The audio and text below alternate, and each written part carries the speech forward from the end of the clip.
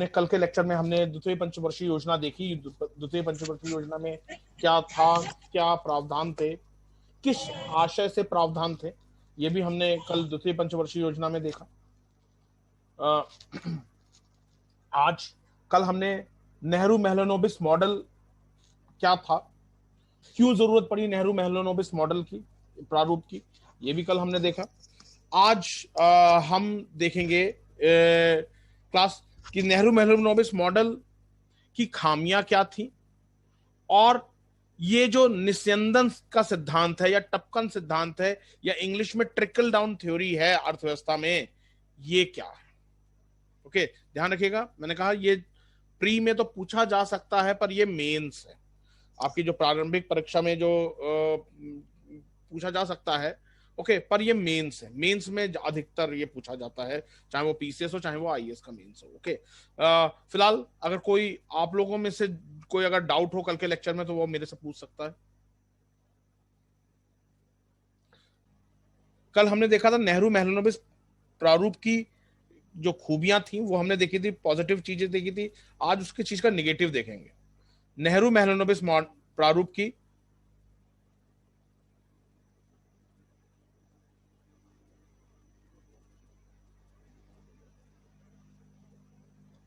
कमियां।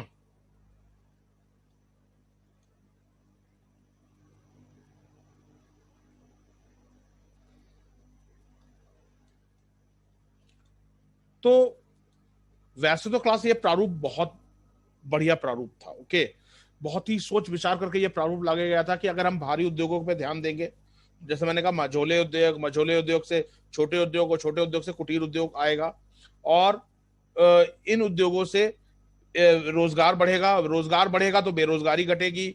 ओके, और देश में सामाजिक एक उत्थान आएगा, एक सामाजिक एक बदलाव आएगा। परंतु कुछ कमियां रह गई। पहली कमी की क्लास, एक तो नीतियां तो बनी गई, बट लाल फीताशाही जिसे हम ब्यूरोक्रेसी कहते हैं, रेड टेपिज्म कहते हैं, वो कुछ हावी हो गई।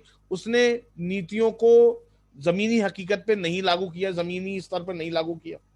ओके, नीतियां सिर्फ कागजों में बन के रह गई। ओके, पहले हम फटाफट इसका चीजें में लिख लेते हैं। लिखे क्लास, भारी उद्योगों पर आधारित नेहरू विकास मॉडल में कई कमजोरियां थी।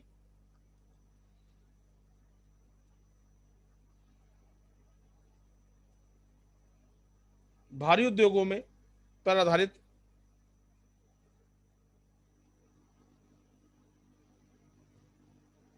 नेहरू विकास मॉडल में कई कमजोरियां थी।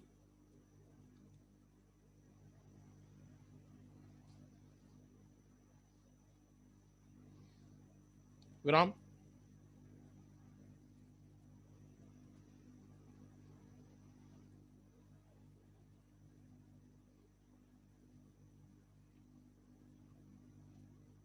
नेहरू विकास मॉडल,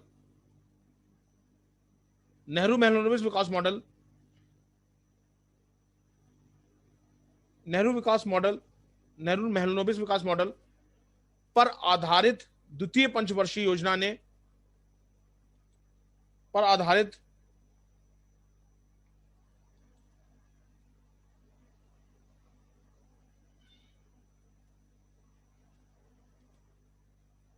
द्वितीय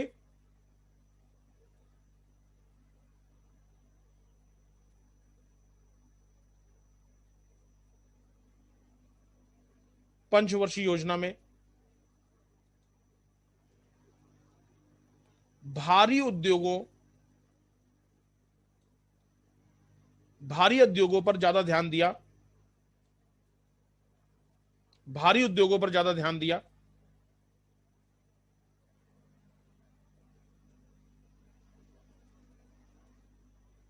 ज्यादा ध्यान दिया।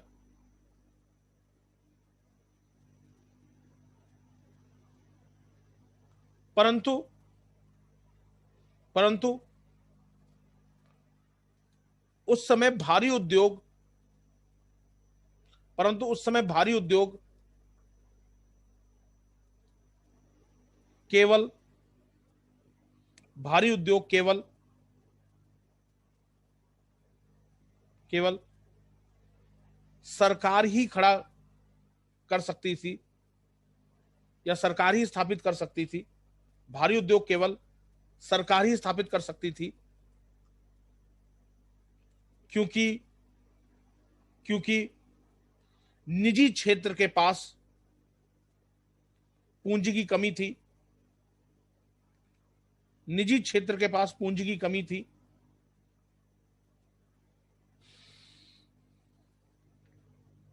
और भारत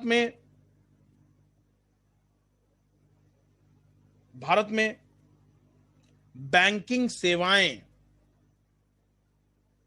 भारत में बैंकिंग सेवाएं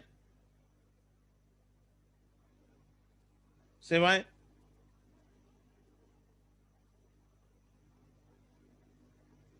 उतनी फैली नहीं थी। बैंकिंग सेवाएं उतनी फैली नहीं थी जितना कि आज है। भारत में बैंकिंग सेवाएं उतनी फैली हुई नहीं थी जितना कि आज है। इसीलिए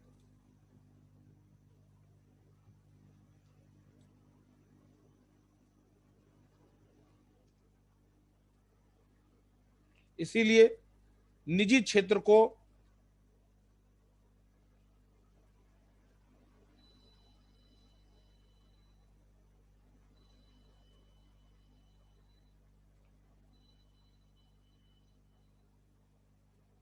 इसलिए निजी क्षेत्र को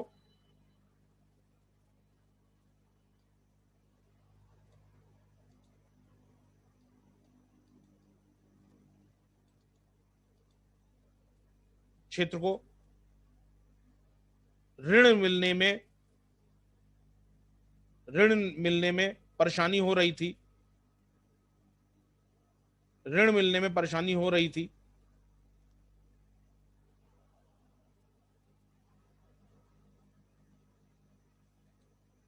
विराम।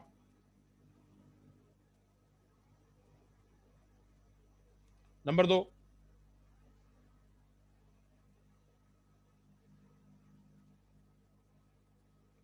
भू सुधारों को भू सुधारों को लैंड रिफॉर्म जिसे इंग्लिश में कहते हैं, भू सुधारों को सही ढंग से लागू नहीं किया गया।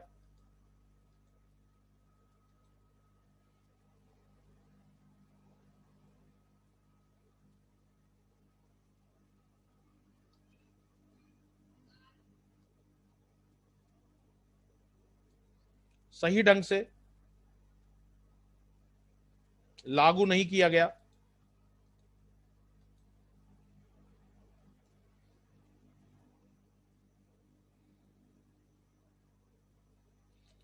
जिससे ग्रामीण क्षेत्रों में बहुत अधिक असंतोष बहुत अधिक असंतोष असंतोष व्याप्त था।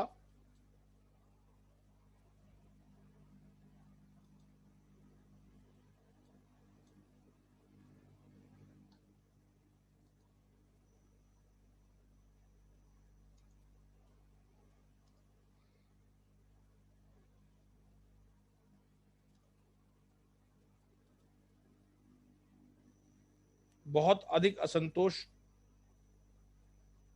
व्याप्त था।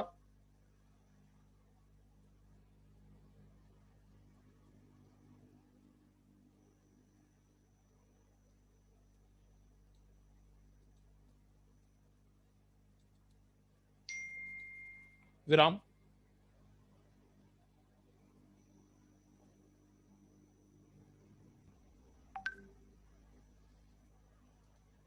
लिखिए।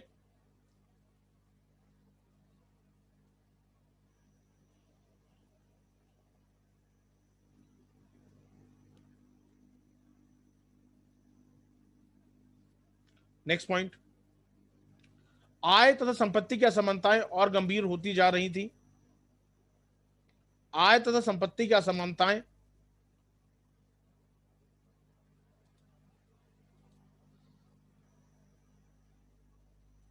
और गंभीर,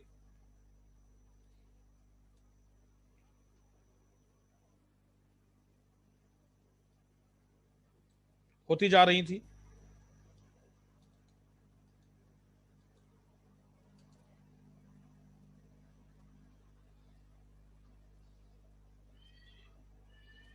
होती जा रही थी। कुछ लोगों के हाथ में आर्थिक शक्ति का संकेंद्रण बढ़ता जा रहा था। कुछ लोगों के हाथ में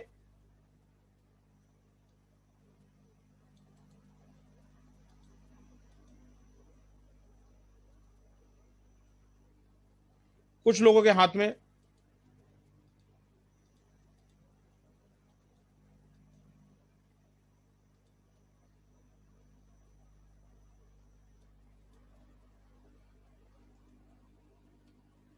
आर्थिक शक्ति का संकेंद्रण बढ़ता जा रहा था।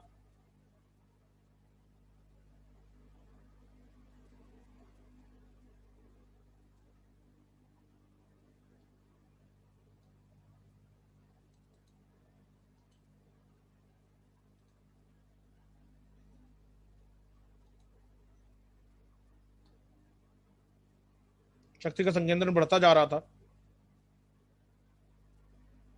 विराम। नेक्स्ट पॉइंट, इन सबके अतिरिक्त देश में कभी एक और कभी दूसरी वस्तु का अभाव बना रहा। देश में कभी एक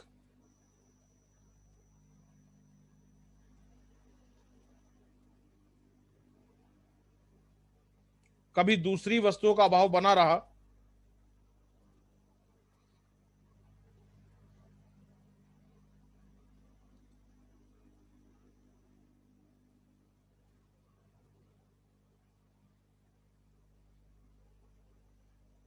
अभाव बना रहा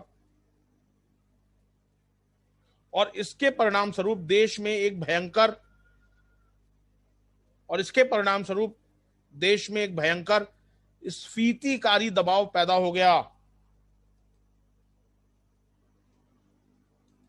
स्फीतिकारी, इन्फ्लेशनरी इंग्लिश में कहते हैं, स्फीतिकारी महंगाई, स्फीतिकारी दबाव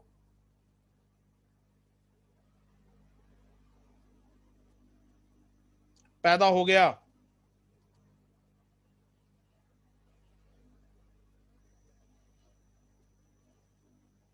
विराम। क्लियर है गाइस? तो ये नेहरू महलनोबिस मॉडल की कमियां थी। हेडिंग डालिए क्लास, निस्यंदन का सिद्धांत।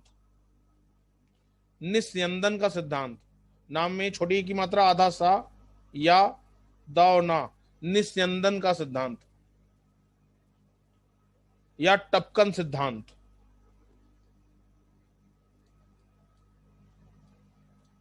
या टपकन सिद्धांत या इंग्लिश में भी लिख लीजिए trickle down theory, TRICKLE, DOWN THEORY, trickle down theory.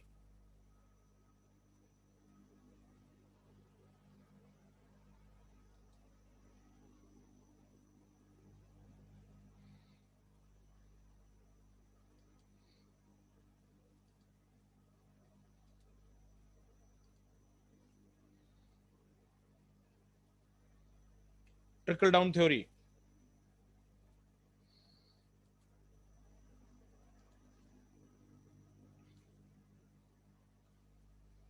अब क्लास आपको याद हो, आप लोग में से जो लोग आधुनिक भारत पढ़ चुके हैं, तो trickle down theory Harivansh Harishankar ji कहां और लॉन्च की गई थी, कहां और शुरुआत की गई थी?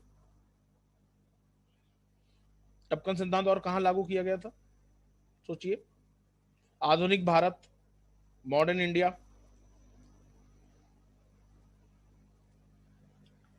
नहीं, वुड्स डिस्पैच में ट्रिकल डाउन थ्योरी का जिक्र मिलता है।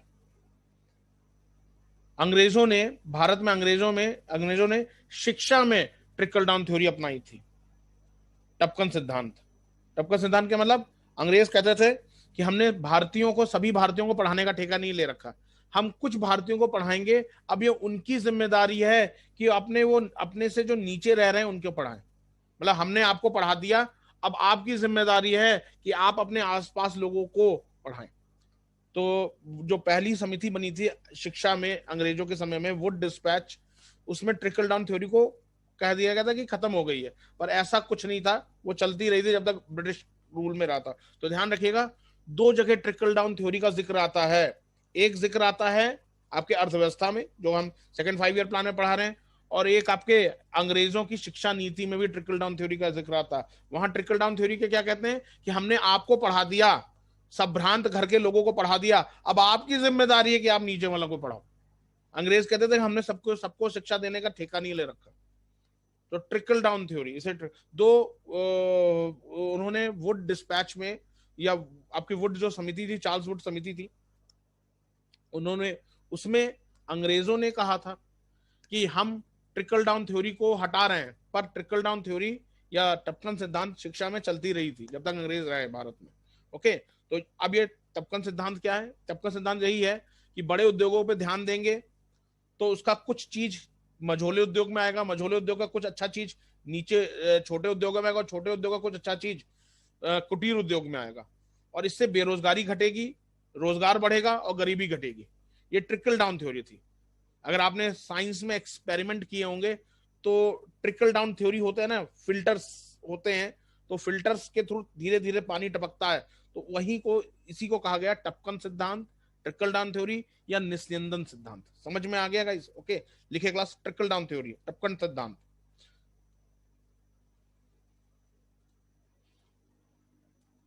यह सिद्धांत वस्तुतः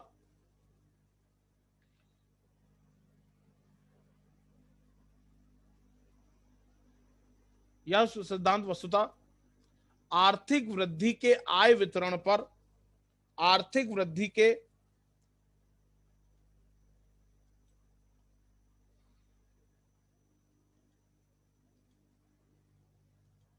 आय वितरण पर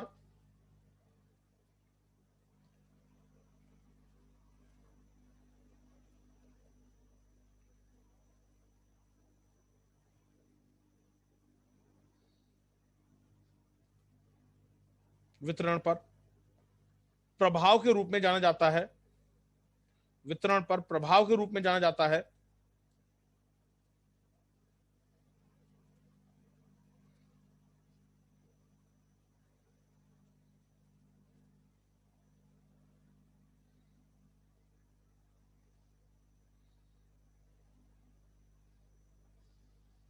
प्रभाव के रूप में जाना जाता है। इसे परकोलेशन सिद्धांत, परकोलेशन सिद्धांत के रूप में भी जानते हैं। सर परकोलेशन क्या होता है? परकोलेशन फिल्ट्रेशन को कहते हैं जी। परकोलेशन हिंदी में ही लिख लो, परकोलेशन लिख लेंगे ना, परकोलेशन, या मैं लिख के दिखाऊं? लिख लेंगे सर। परकोलेशन सिद्धांत, इंग्लिश में परकोलेशन को मतलब फिल्ट्रेशन भी कहा जाता है। ओके, परकोलेशन सिद्धांत के रूप में भी जाना जाता है। विराम। इस बात का आधार यह है कि, लिखिए आगे, इस बात का आधार यह है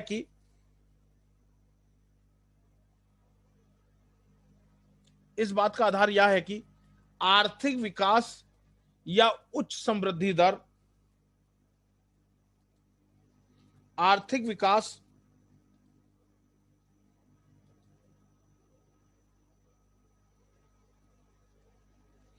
या उच्च समृद्धि दर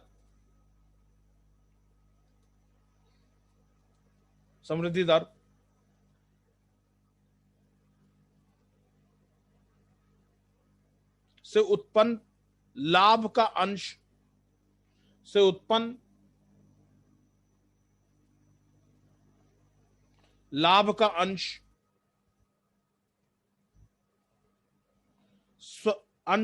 स्वतः रिसाव के द्वारा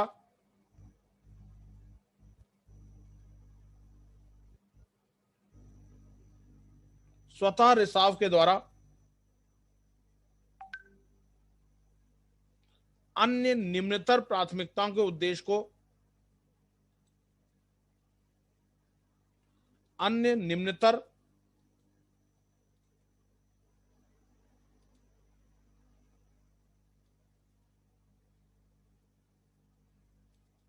प्राथमिकताओं के उद्देश्य को प्राप्त करने में कितना सहायक होंगे? अन्य निम्नतर प्राथमिकताओं के उद्देश्य को प्राप्त करने में कितना सहायक होंगे?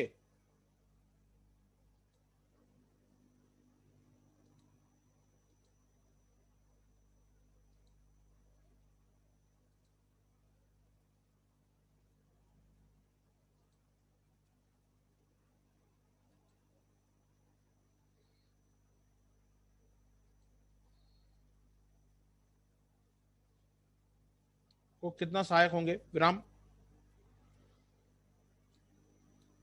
लिखिए।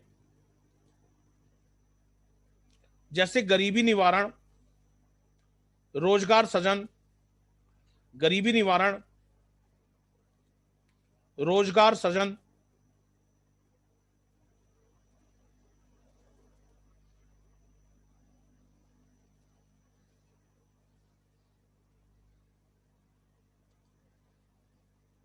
गरीबी निवारण, रोजगार सृजन,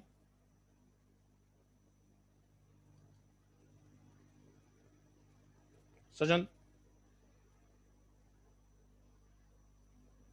आय में असमानता की आय असमानता में कमी, आय असमानता में कमी, जीवन की गुणवत्ता में सुधार,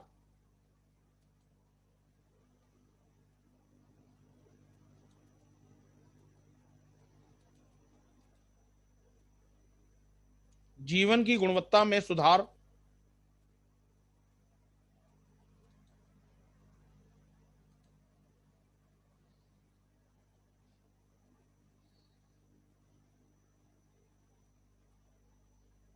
की गुणवत्ता में सुधार,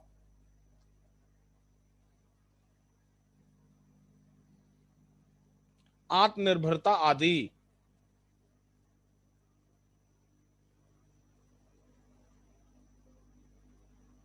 आत्मनिर्भरता आदि,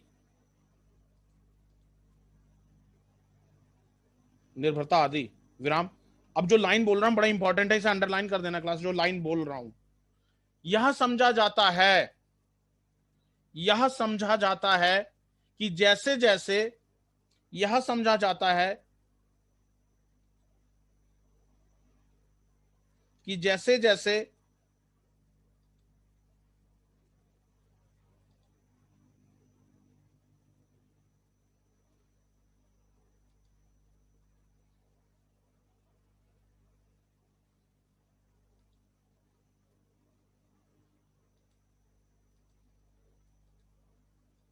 जैसे जैसे राष्ट्रीय आय का आकार बड़ा होता जाएगा, राष्ट्रीय आय का आकार बड़ा होता जाएगा,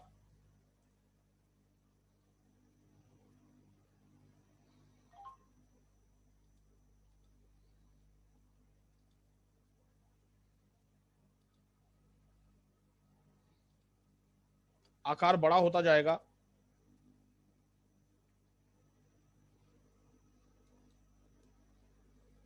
वैसे वैसे गरीबों की आय का हिस्सा भी बड़ा होता जाएगा, वैसे वैसे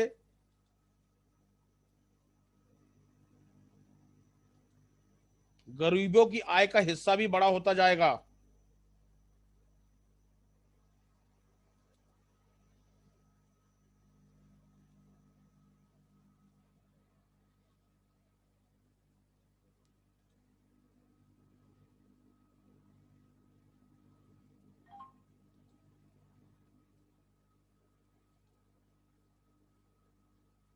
गरीबों की आय का हिस्सा भी बड़ा होता जाएगा और निर्धनता सतह दूर हो जाएगी।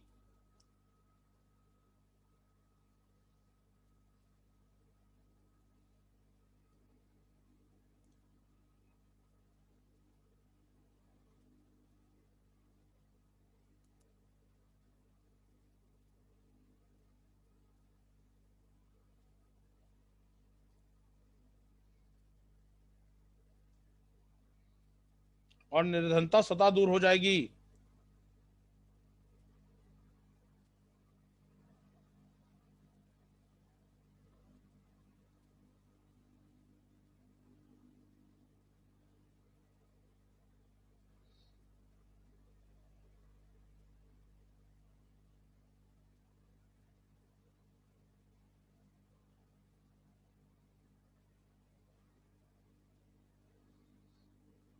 विराम।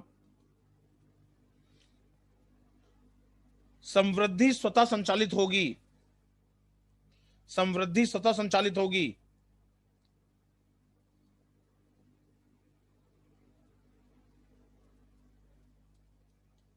समृद्धि स्वतः संचालित होगी। स्वतः संचालित होगी। तो यहां आप मतलब समझे कैसे सेकेंड 5 ईयर प्लान में, द्वितीय पंचवर्षीय योजना में यह सोचा गया कि अगर हम इस तरीके से करेंगे कि बड़े उद्योग लगाएंगे तो बड़े उद्योग से नीचे के उद्योग बने होंगे, उससे रोजगार सृजन होगा, रोजगार सृजन से एक तरीके से गरीबी हटेगी और बेरोजगारी दूर हो जाएगी, गरीबी हटेगी और देश पूरे की पूरी समृद्धि में चला जाएगा। पर ऐसा हुआ नहीं, ऐसा बिल्कुल नहीं हुआ। गरीबी मतलब ये नहीं कह सकता कि गरीबी बढ़ गई, गरीबी कम हुई, पर जिस हिसाब से सरकार सोच रही थी गरीबी कम होगी, गरीबी उतनी कम नहीं हुई। ओके, लिखे क्लास, नेक्स्ट लाइन। टपकन सिद्धांत परिकल्पना की, टपकन सिद्धांत परिकल्पना की सफलता, टपकन सिद्धांत परिकल्पना की सफलता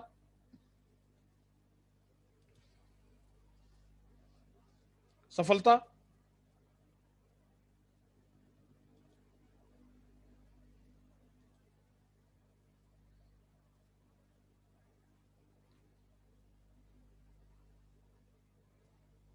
इस बात पर निर्भर करेगी, इस बात पर निर्भर करेगी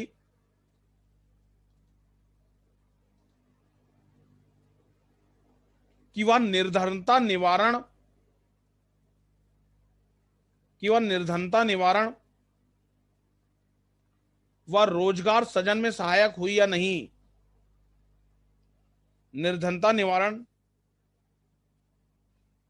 व रोजगार सृजन में सहायक हुई या नहीं।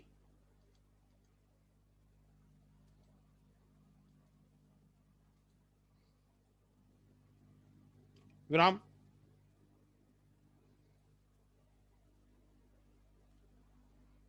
टपकन सिद्धांत, टपकन सिद्धांत को, टपकन सिद्धांत को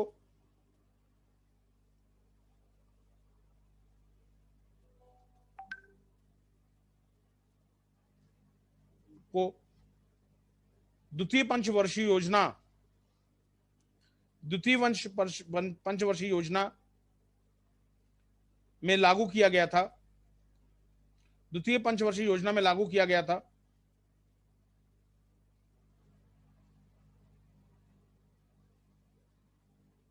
हालांकि यह पूर्णता,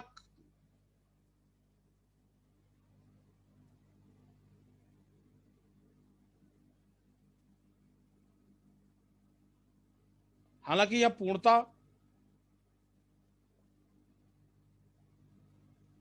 पूर्णता कारगर नहीं हुआ, यहां पूर्णता कारगर नहीं हुआ,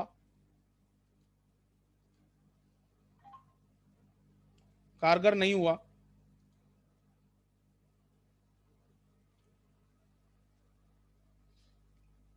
गरीबी में कोई बहुत ज्यादा कमी नहीं हुई, गरीबी में कोई बहुत ज्यादा कमी नहीं हुई।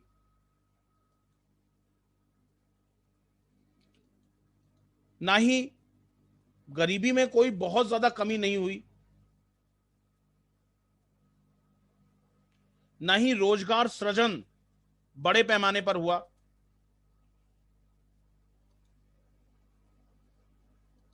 ना ही रोजगार सृजन बड़े पैमाने पर हुआ।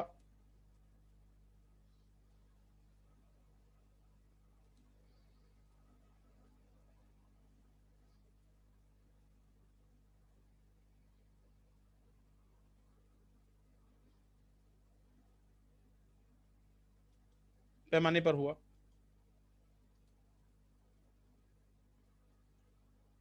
हालांकि हालांकि द्वितीय पंचवर्षीय योजना में हालांकि द्वितीय पंचवर्षीय योजना में कुछ ऐसे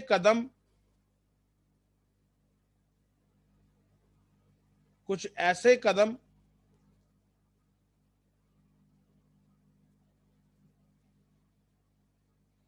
अवश्य उठाए गए थे कुछ ऐसे कदम अवश्य उठाए गए थे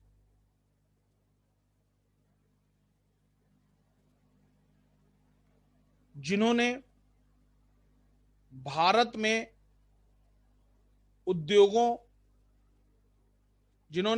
उद्योगों की एक आधारशिला रखी।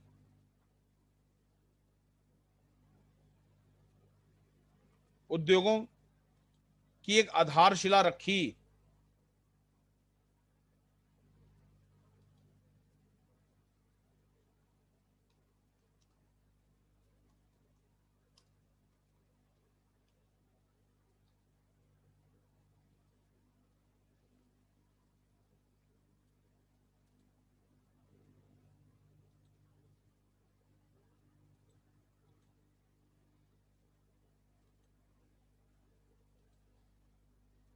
विराम।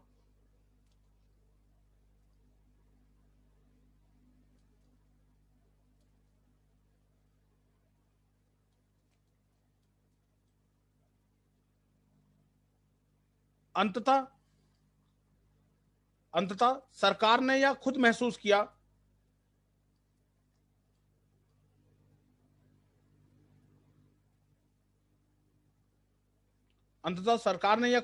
किया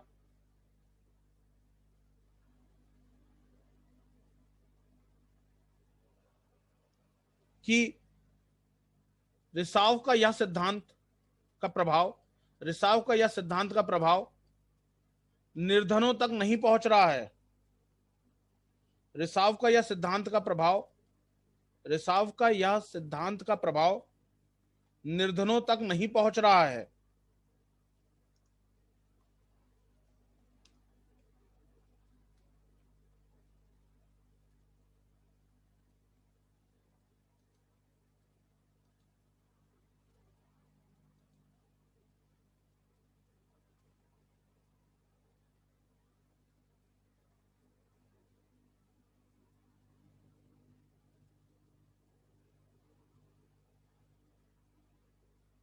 निर्धनों तक नहीं पहुंच रहा है।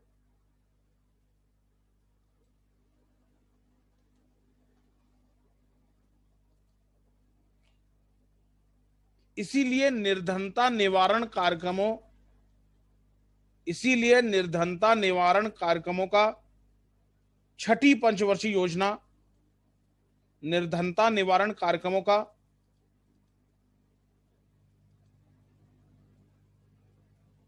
छठी पंचवर्षीय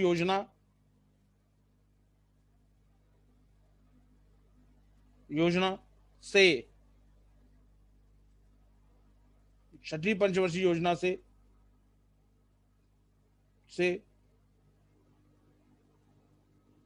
शुरुआत हुई। पंचवर्षीय योजना से शुरुआत हुई।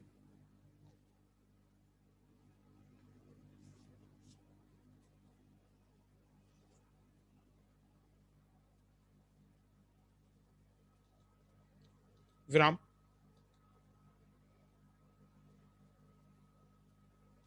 नवीन आर्थिक सुधारों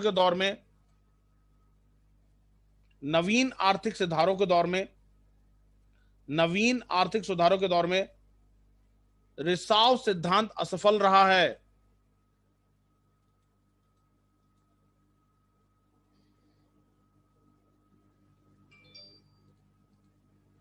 रिसाव सिद्धांत असफल रहा है।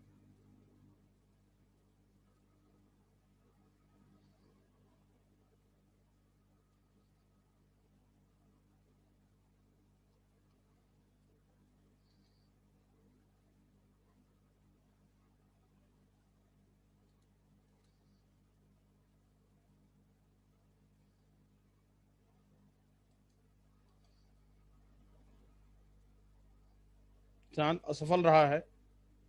फलस्वरूप निर्धनता निवारण में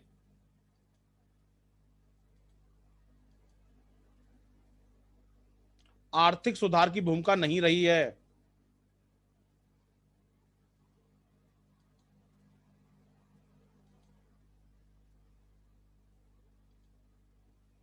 आर्थिक सुधार की भूमिका नहीं रही है।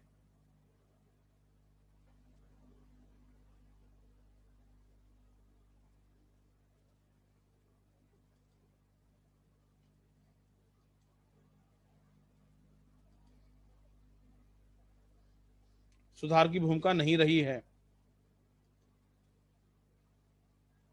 विराम। तो यहां पे क्लास आपका सेकेंड 5 ईयर प्लान खत्म होता है। तो द्वितीय पंचवर्षीय योजना क्या थी, नेहरू मेहलेनोबिस मॉडल क्या था, उसकी क्या खूबियां थी, क्या कमियां थी, और टपकन सिद्धांत क्या था। समझ में आ गया क्लास?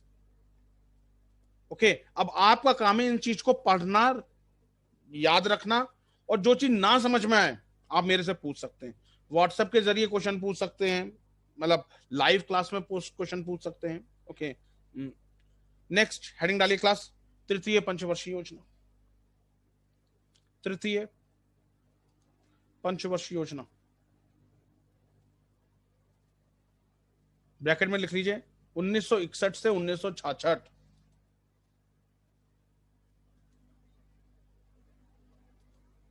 1961 से 1966, 1966।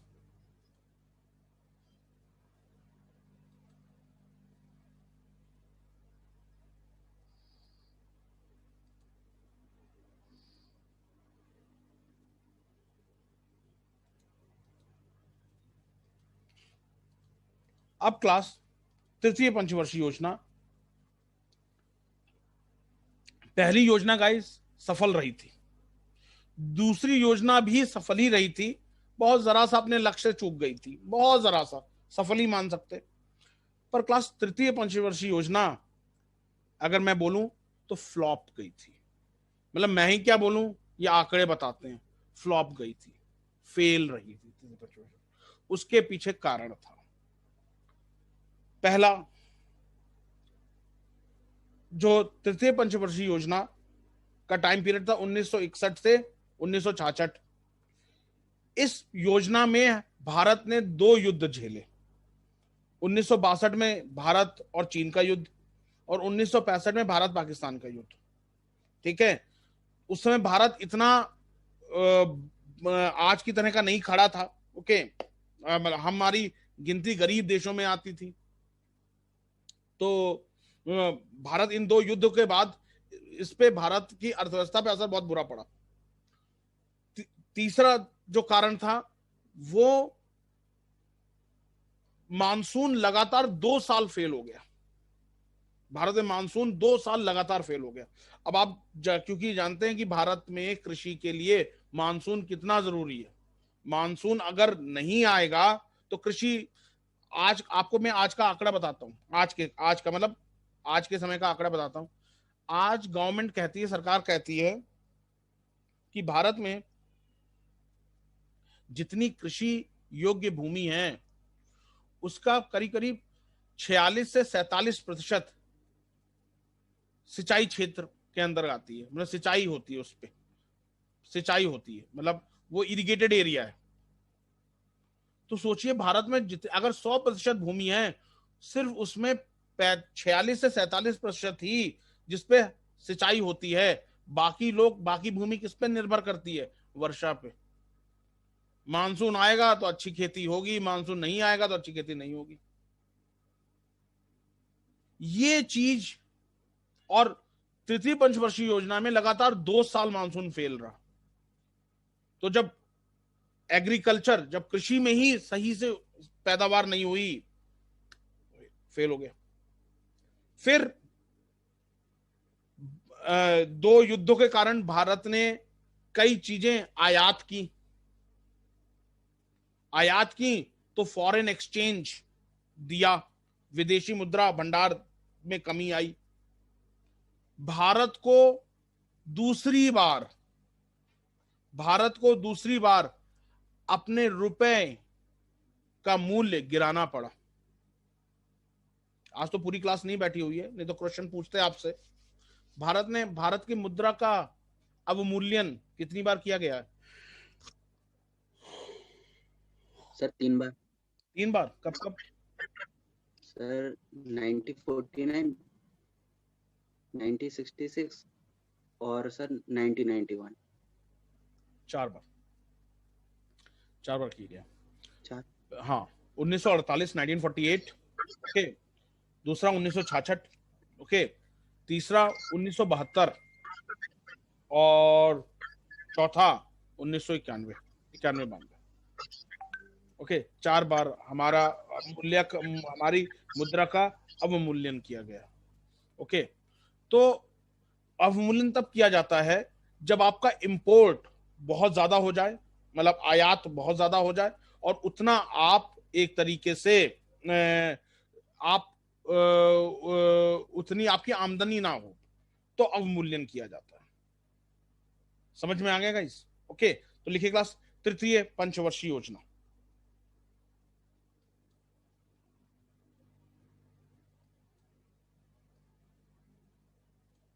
तृतीय पंचवर्षीय योजना का कार्यकाल 1961 से 1966 रहा। का कार्यकाल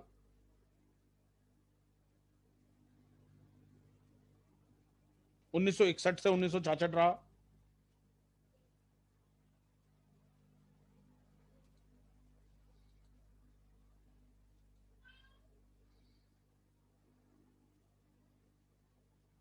तृतीय पंचवर्षीय योजना ने अपना लक्ष्य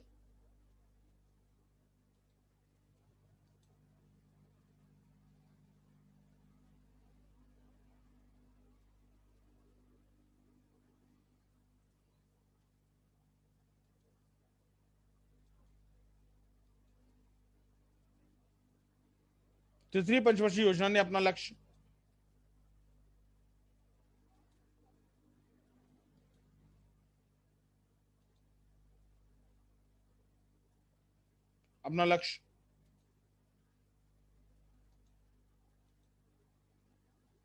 आत्मनिर्भर एवं स्वयं स्फूर्ति अर्थव्यवस्था की स्थापना करना रखा। आत्मनिर्भर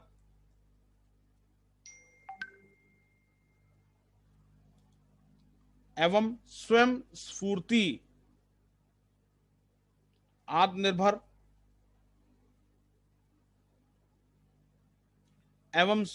स्फूर्ति अर्थव्यवस्था की स्थापना करना रखा।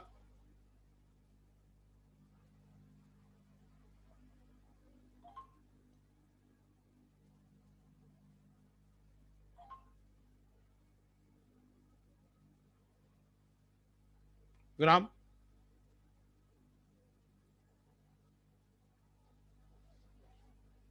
सर रिपीट कर दीजिएगा इसे। तृतीय पंचवर्षीय योजना ने अपना लक्ष्य आत्मनिर्भर एवं स्वयं स्फूर्ति अर्थव्यवस्था की स्थापना करना रखा।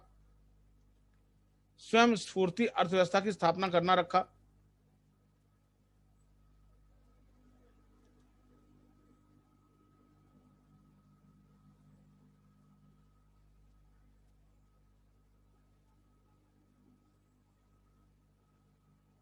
विराम। तृतीय पंचवर्षीय योजना का लक्ष्य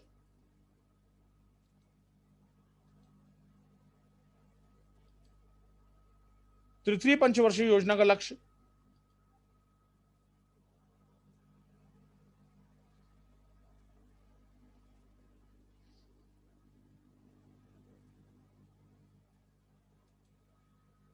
योजना का लक्ष्य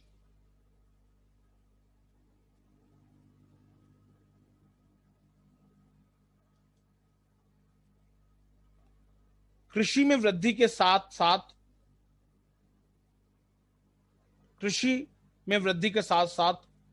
गेहूं के उत्पादन में वृद्धि करना था। कृषि में वृद्धि के साथ साथ गेहूं के उत्पादन में वृद्धि करना था।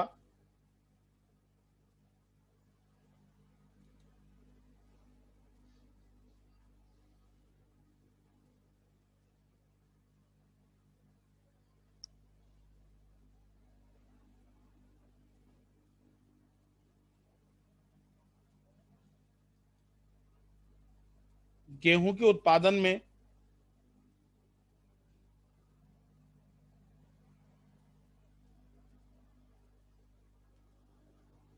वृद्धि करना था।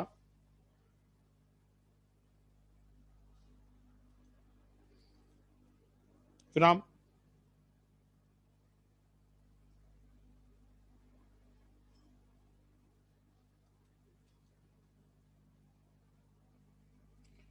तीसरी पंचवर्षीय योजना के तात्कालिक उद्देश्य थे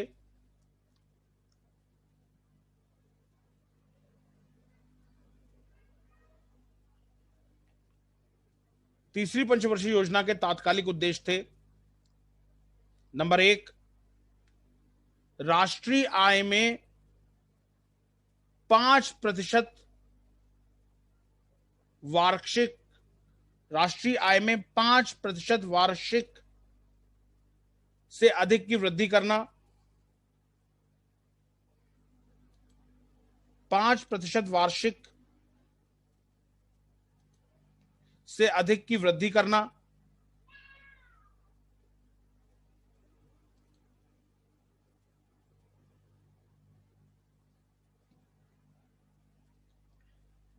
एवं पूंजी निवेश की ऐसी व्यवस्था करना एवं पूंजी निवेश की ऐसी व्यवस्था करना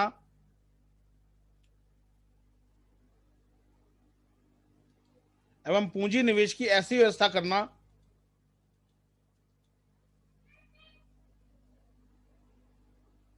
निवेश की ऐसी व्यवस्था करना जिससे आगामी योजना अवधियों में यह वृद्धि दर बनी रहे। आगामी योजना अवधियों में यह वृद्धि दर बनी रहे। यह पहला पॉइंट है। नंबर 2, खाद्यान्न उत्पादन में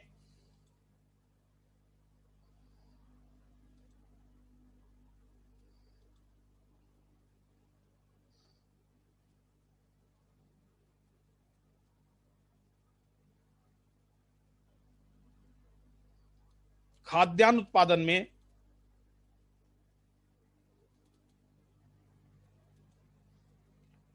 में आत्मनिर्भरता प्राप्त करना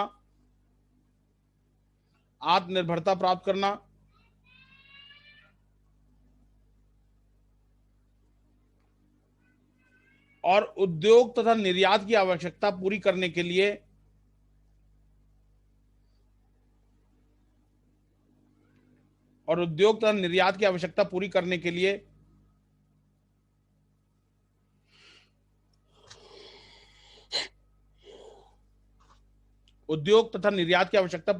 लिए कृषि उत्पादन को बढ़ाना।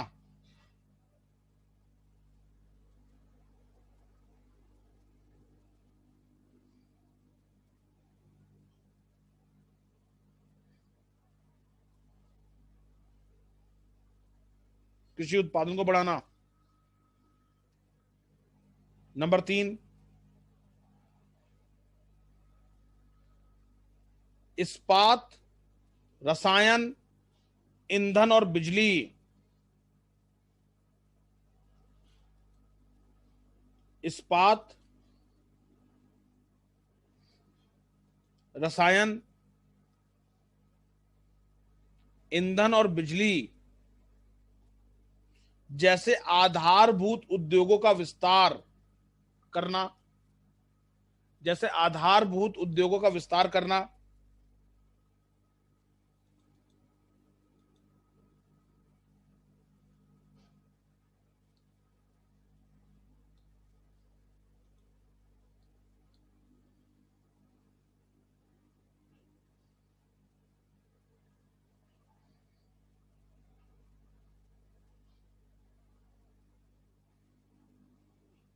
आधारभूत,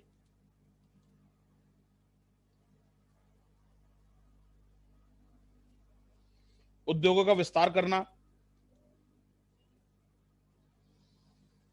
तथा मशीन निर्माण क्षमता को विकसित करना।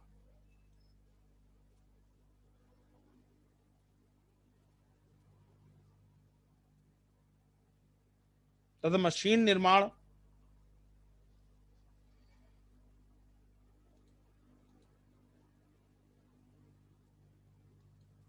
क्षमता को विकसित करना।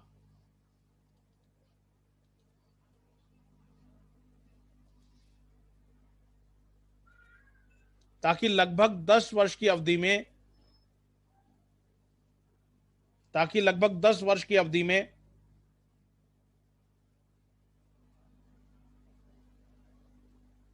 देश अपनी संसाधनों से देश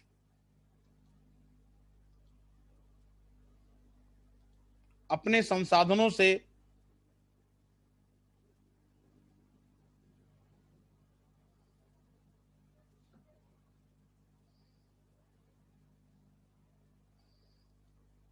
संसाधनों से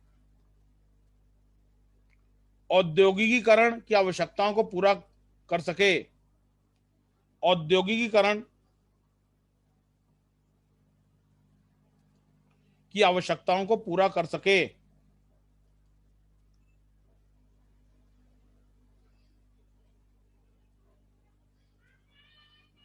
नेक्स्ट पॉइंट, फोर्थ पॉइंट, मानव संसाधन का पूरा उपयोग करना।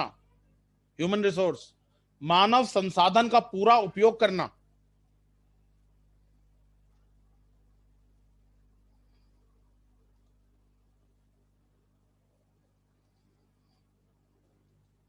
संसाधन का पूरा उपयोग करना एवं रोजगार के अवसरों में पर्याप्त वृद्धि सुनिश्चित करना। रोजगार के अवसरों में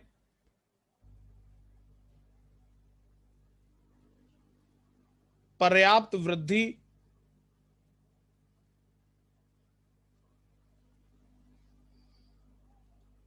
सुनिश्चित करना।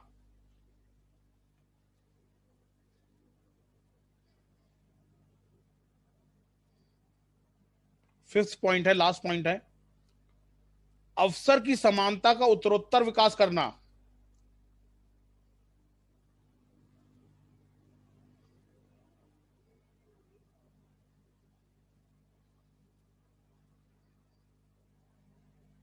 अवसर की समानता का उत्तरोत्तर विकास करना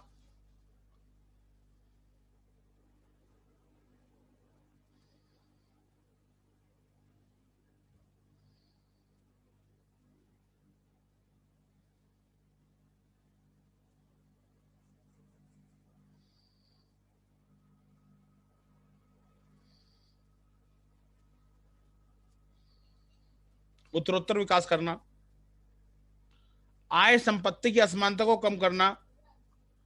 आय संपत्ति की असमानता को कम करना,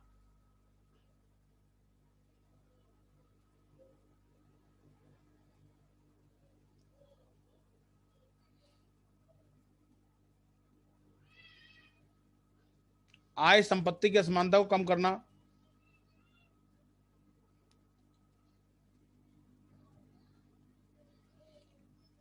तथा आर्थिक अधिकारों का समान वितरण करना।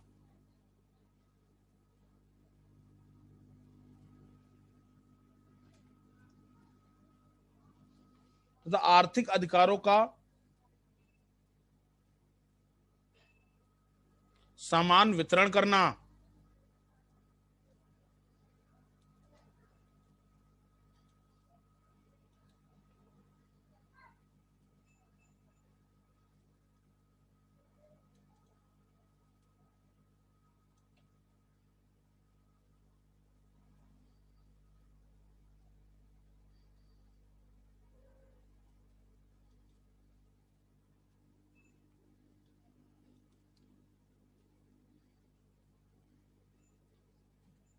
तो स्टॉप, विराम। नेक्स्ट, ये तृतीय पंचवर्षीय योजना के उद्देश्य थे। ठीक है क्लास। हालांकि तृतीय पंचवर्षीय योजना के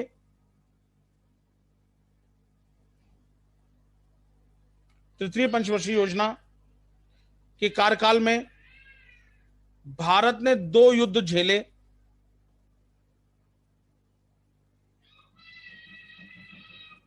भारत ने 2 युद्ध झेले। 1962 में भारत चीन युद्ध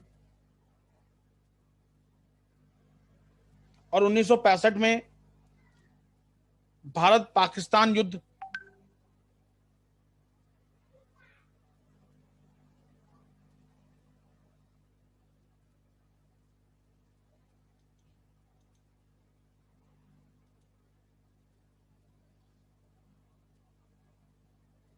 तो 1966 में भारत पाकिस्तान युद्ध। इस कारण से सरकार का सारा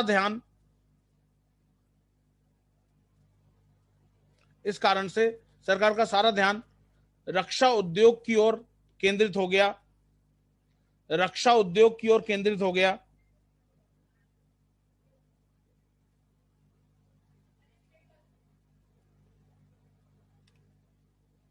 और अर्थव्यवस्था की कमजोरियां पहले की भांति बनी रहीं। और अर्थव्यवस्था की कमजोरियां पहले की भांति बनी रहीं।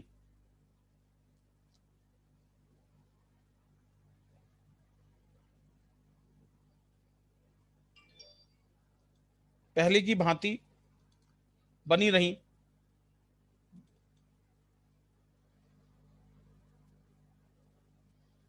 विराम।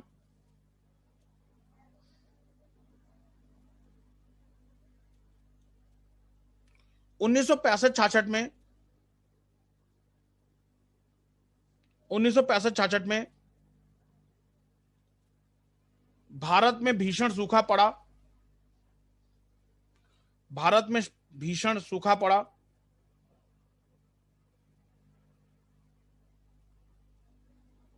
सूखा पड़ा। इसने भी तृतीय पंचवर्षीय योजना पर अपना असर डाला। इसने भी तृतीय पंचवर्षीय योजना पर अपना असर डाला।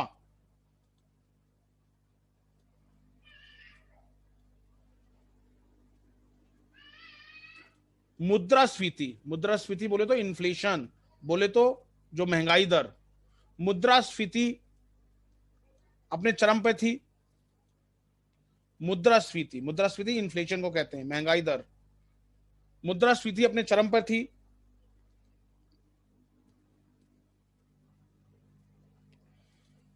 विराम। हालांकि इस पंचवर्षीय योजना के दौरान भी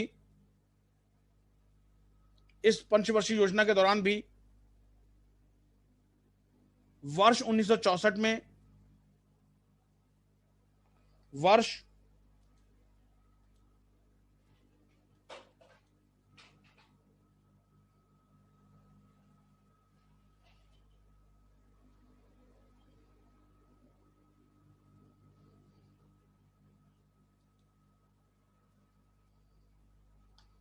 1964 में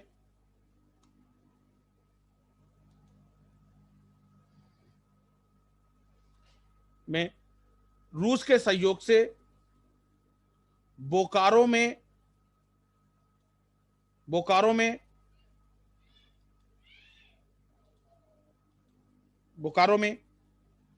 Bokaro iron and steel industry की स्थापना की गई। बोकारो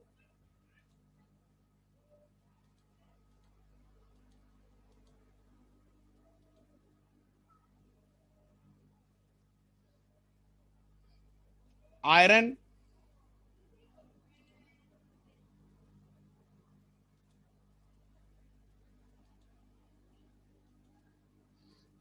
एंड स्टील इंडस्ट्री की स्थापना की गई। वर्ष 1964 में ही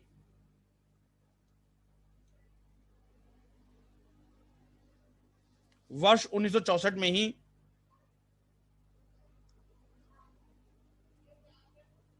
unit U N I T unit trust of India TRUST unit trust of India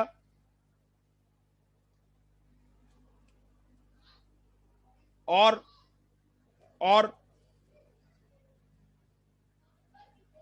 industrial development bank of India IDBI industrial INDUSTRIAL industrial development bank of India DEVELOPMENT development bank of India IDBI की स्थापना की गई।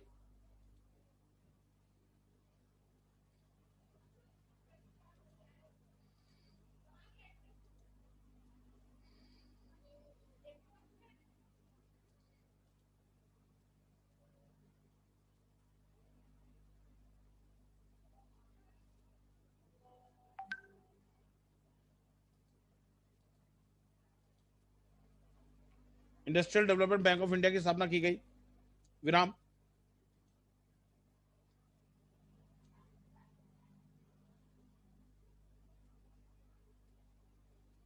देखिए, वर्ष 1965 में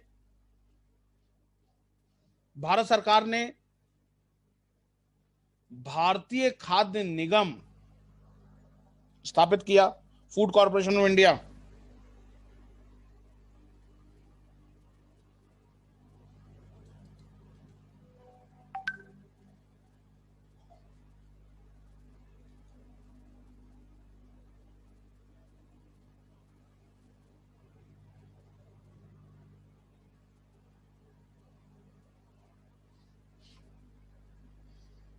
भारतीय खाद्य निगम स्थापित किया।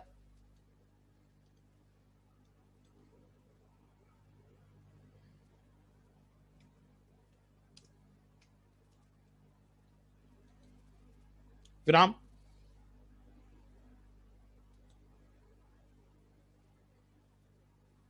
उन्नीस सौ पैंसठ में ही कृषि लागत और मूल्य आयोग की स्थापना की गई।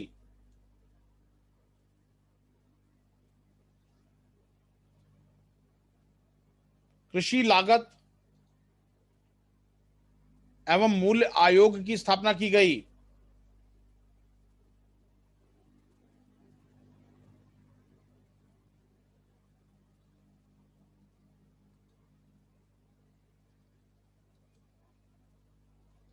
आयोग की स्थापना की गई।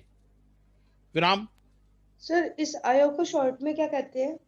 ये इसे CACP कहते हैं इंग्लिश में, commission for agriculture cost and prices, CACP, कृषि लागत और मूल्य आयोग। इसे पुराना नाम था एग्रीकल्चर प्राइस कमीशन, APC, कृषि मूल्य आयोग। इसका पुराना नाम था कृषि मूल्य आयोग, APC, एग्रीकल्चर प्राइस कमीशन। आज इसका नाम है CACP, commission for agriculture cost and prices, कृषि लागत और मूल्य आयोग। ठीक है सीमा जी। विराम।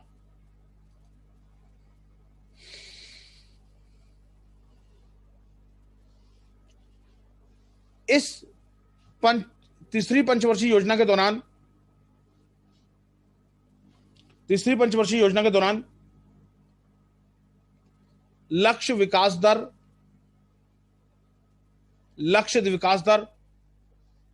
5.6% हासिल करना था। 5.6% हासिल करना था।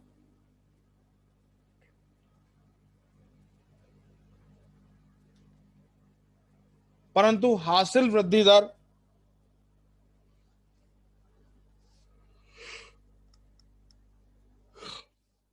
हासिल कर दीजिए। हाँ, इस तृतीय पंचवर्षीय योजना के दौरान लक्ष्य विकास दर 5.6% हासिल करना था।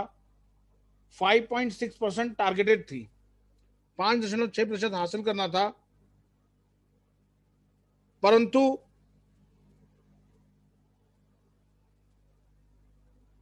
हासिल वृद्धि दर मात्र 2.84% थी। हासिल वृद्धि दर मात्र 2.84% थी।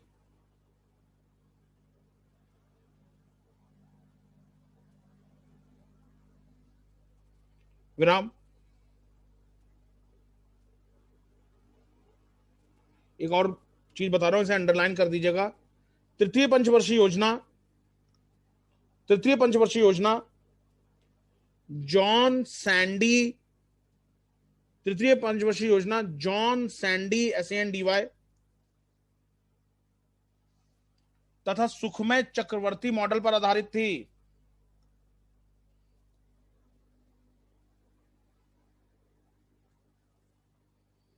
तथा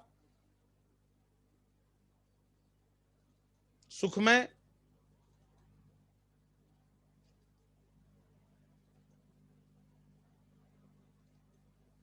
चक्रवर्ती पर आधारित थी।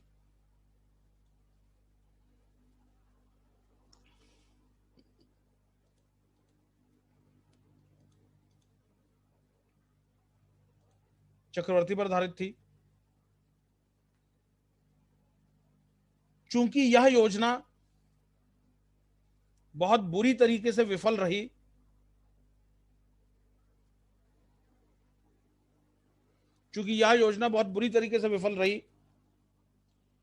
इसलिए तत्कालीन भारत सरकार ने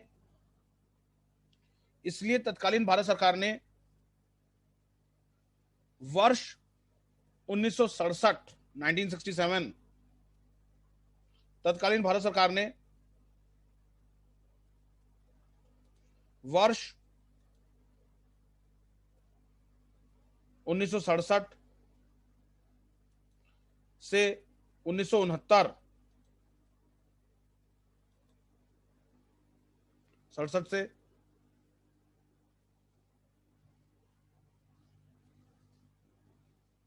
1969 के मध्य कोई नई योजना लागू नहीं करने का निर्णय किया। कोई नई योजना लागू नहीं करने का निर्णय किया।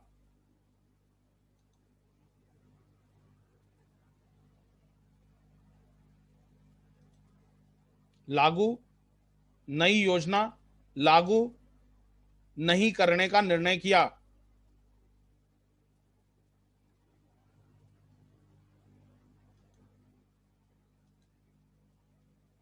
इस समय अंतराल को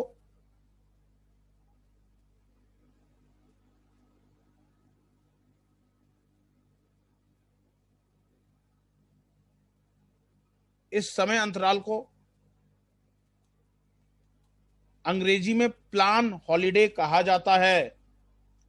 इस समय अंतराल को अंग्रेजी में प्लान हॉलिडे, योजना अवकाश, ध्यान रखिएगा, एग्जाम में क्वेश्चन बना है। इस समय अंतराल को अंग्रेजी में प्लान हॉलिडे, ब्रैकेट में लिख लीजिए, योजना अवकाश कहा जाता है। ध्यान रखिएगा, योजना आयोग क्लास 2014 तक रहा है, 31 दिसंबर 2014 तक रहा है। उसके बाद नीति आयोग आ गया। तो 1 अप्रैल 1951 से 31 दिसंबर 2014 तक 7 साल ऐसे हैं जब कोई योजना नहीं बनी। 3 ये साल 67, 68, 69 3 ये साल हो गए। फिर 76, 78 2 साल वो हो गए आपके, जब वो प्लान हॉलिडे रहा। फिर 1991, 1991 2 साल, ये तो 3, 2, 5, 2, 7 साल कोई प्लान नहीं बना, 5 ईयर प्लान। ठीक है, ये तृतीय पंचवर्षीय योजना थी। कल हम चतुर्थ पंचवर्षीय योजना, ये प्लान हॉलिडे पढ़ेंगे। पहले योजना अवकाश पढ़ेंगे, फिर चतुर्थ पंचवर्षीय योजना पे आएंगे। कोई अगर आप लोग मेरे से प्रश्न पूछना चाहते हो तो पूछ सकते हो।